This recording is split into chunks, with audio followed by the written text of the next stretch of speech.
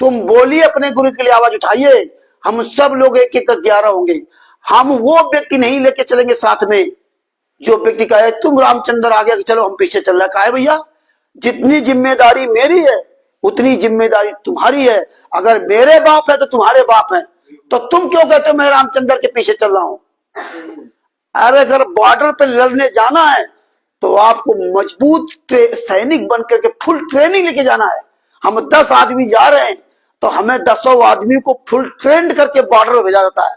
ये नहीं कि 10 आदमी हम आप सबको भेज दिया, अब ये सोचे रामचंद्र मुझे बचाएगा, तो गोली तुम्हें खानी है। तो भैया तुम्हें अगर बचना है तो आप ना फुल ट्रेंड हुई, अपनी आवाज उठाइए और चलिए हमारे साथ। हमने इसीलिए कहा था 100 आदमी मेरे साथ आ, 100 आदमी। 2018-19 में 20 आदमी मांगे थे, एक व्यक्ति नहीं खड़ा हुआ था।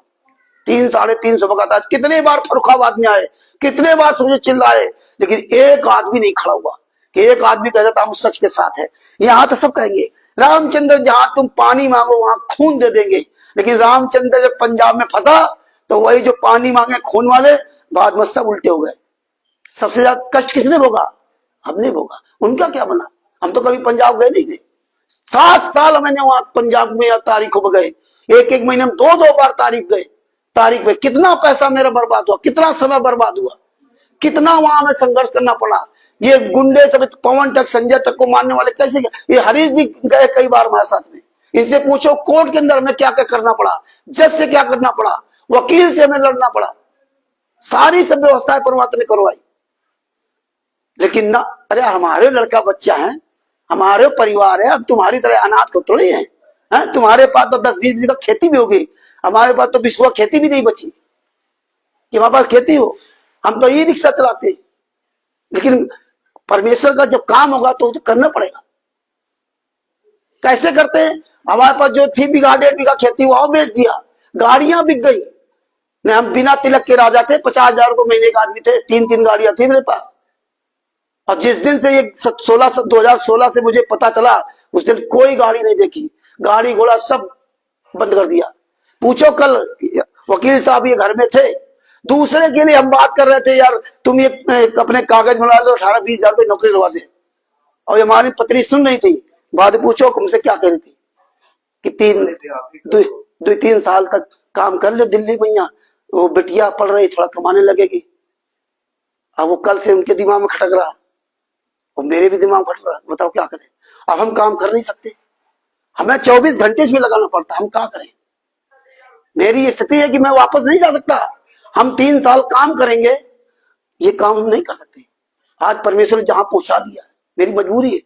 50,000 को महीने खर्चा है हमारे घर का, 50,000 को महीने का। अब कैसे चल रहा है? हमारी आत्मा से पूछो, हमारे दिल से पूछो। और किसी वक्त से नहीं लेता हूं। और रिक्शे में कितना कमाते हैं? महीने का 6,000 का, 7,000 का हुआ नहीं। तो कोई फोन आता तो हम जाते हैं, हमारे 24 घंटे में टाइम ही नहीं इसमें। ये तो सदभूषण जिसे हम लोग किस एंगल बात करते, कहाँ क्या काम करे, कहाँ अटिया लगाना, कहाँ क्या सहूलत। 24 घंटे हम लोग जो ऑनलाइन रहते हैं, लेकिन हम कैसे क्या करें?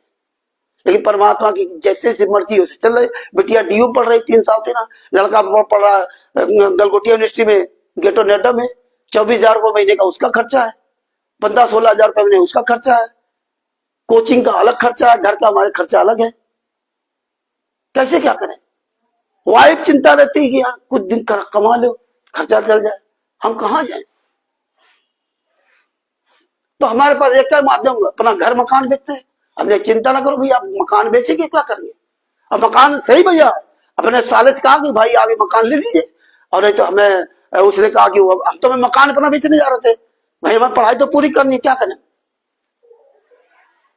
तो अब वो हमारा उसका कमिटमेंट है कि हम तो भाई मकान बेचने जा रहे हैं, और या तो आप ले लो भाई, आप ले लो, या आप जो सहयोग करते हो तो जब चाहना तब मकान तुम्हारी बहने के नाम, मेरे नाम है नहीं। और मकान बना नहीं है, केवल टीन टब्बर में रहता हो, लेकिन जगह वो आज परमात्मा ने ऐसी कर दी कि कम से कम 40-50 लाख बेच गए। अरे हमें पैसा भी आज कम से 30-25 लाख रुपए, 20-25 लाख रुपए तो लग गया होगा बच्चों को। अभी आने वाले समय में कम से कम 25-30 लाख रुपए चाहिए, 5 साल की पढ़ाई है। लेकिन वो किसी से चल रहा है, लेकिन ये काम कैसे बंद कर दे? तो ये समस्याएं सबके साथ आएंगी। मर जाओगे तो सब कुछ यही रह जाएगा, लेकिन सतगुरु सेवा बंदगी फेर मिलन की ना है, ये मौका परमात्मा कहते हैं ना कि जब इस समय निकल जाएगा ना, फिर पछताओगे इस पैरों नु वक्त जात है, रोगे इस पैरों, इस समय को याद करोगे, काश मैं भी अपने गुरु के लिए बोल लेता, काश मैं भी अपने गुरु के लिए बोल लेता। ये तुम्हें सतलोक में पता, वहां त्रिकुटी पता चलेगा।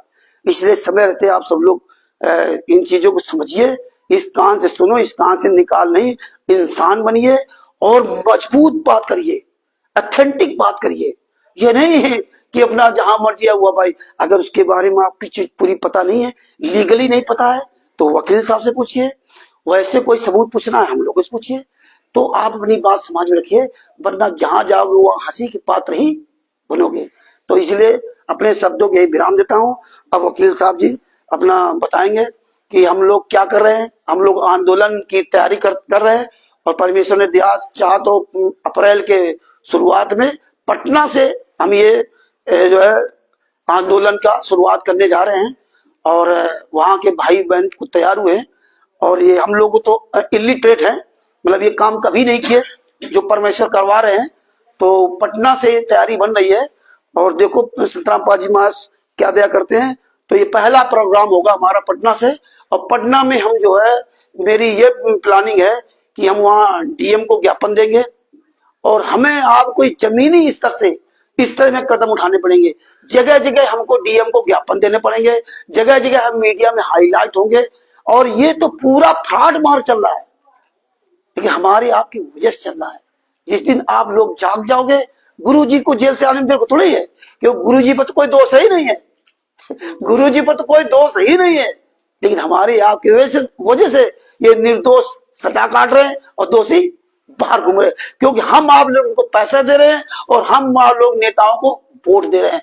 ये आपकी वोट की ताकत से और आपके पैसे से संतराम पाजी महाराज को जेल के अंदर 11 साल से बंद कर रखा है, और वही कोर्ट, वही सजा संतराम पाजी महाराज सहित 29 लोगों को, और उस सजा में जो दोषी है, जिन्होंने कहा हमने मारा, वो जेल से बाहर घूम रहे हैं, जो निर्दोष हैं वो सजा काट रहे हैं। ये हमें आपको सोचना चाहिए कि यार वास्तव में ऐसे होते तब तो जन किससे ऐसे होते हैं। तो ये अपने शब्दों यही विराम देता हूं, बात बाकी वकील साहब जी बताएंगे, और इनकी बात सुनिए।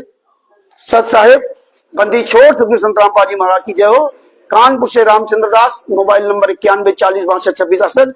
परमात्मा की बड़ी दया कि आज दिनांक 2 मार्च 2025 उत्तर प्रदेश जिला फरुखाबाद में अरविंद दास जी के घर पर परमेश्वर ने ये आंदोलनकारियों की बैठक करवाई। यहाँ कई हमारे भाई बहन आए, छत्तीसगढ़ से भी आए, झारखंड से भी आए, उन्नाव जिला उत्तर प्रदेश से कई जगह से सभी भाई बहन आए, और अपना जो भी सच्चाई है देख रहे हैं, सुन रहे हैं, और आगे सतभूषण जी अपनी बात रखेंगे। सत साहिब बंदी छोड़ सतगुरु संतराम पाजी महाराज की जय हो। सत साहिब। हाँ लाइव चलाओ फेसबुक पर, लाइव ज्यादा सही है, तो लोड भी कम नहीं रहेगा, चिप में लोड नहीं रहेगा, और कम से कम लाइव जाएगा सब जगह। और जो लोग एक आध लोग जैसे तुम हो, तो तुम वो वीडियो वायरल कर दे, उनका लिंक है ग्रुपों में, ऑर्डर करवा दिया हमने। हाँ तुम भी कर दे।